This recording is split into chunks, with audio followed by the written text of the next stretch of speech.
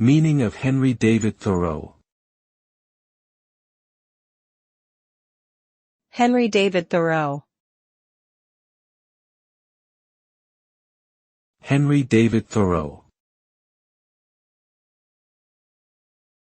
Henry David Thoreau. Henry David Thoreau.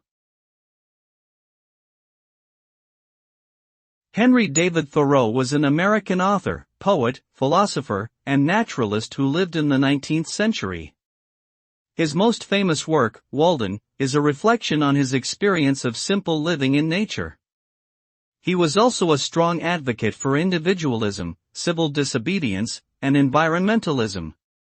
Thoreau's writings have had a significant impact on American literature and philosophy, and his ideas continue to influence people around the world.